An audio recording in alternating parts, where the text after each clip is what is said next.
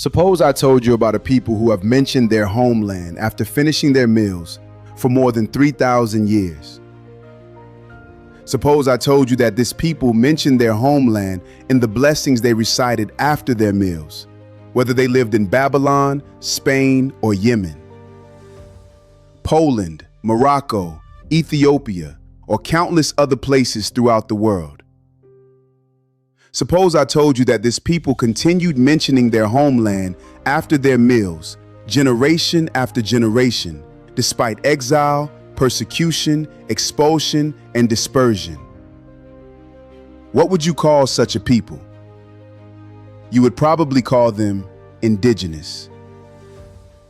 Every indigenous people has its own history, traditions, ceremonies, festivals, and sacred connection to the land of its ancestors.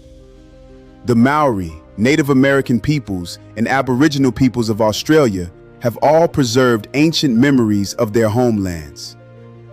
Many indigenous peoples speak of the Creator as the one who gave their people their land and entrusted it to them. The Jewish people have done the same, but there is something unusual about the Jewish story. Like other indigenous peoples, the Jewish people preserve their history through prayers, songs, festivals, traditions, and sacred texts. But they also preserve the memory of their homeland in another way. They preserve it after they eat.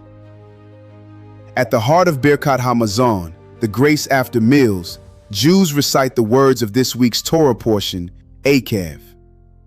You shall eat, be satisfied, and bless the Lord your God for the good land that he has given you. Notice what they do not say. They do not say, the land we discovered. They do not say, the land we conquered. They do not say, the land we purchased. They say, the good land that he has given you. And this is not something done only on special occasions. It is done after breakfast. It is done after lunch. It is done after dinner. It is done after Shabbat meals. It is done after festival meals. It is done after ordinary weekday meals. Again and again, generation after generation, Jews have mentioned their homeland at the family table. And this tradition was not created after 1948. It was not created after the Holocaust. It was not created in response to the United Nations.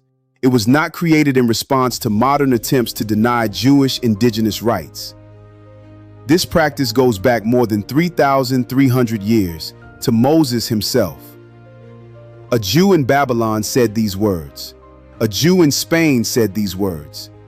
A Jew in Yemen said these words. A Jew in Poland said these words. A Jew in China said these words. And a Jew in Jerusalem says these very same words. Empires rose and fell. Kingdoms disappeared. Borders changed.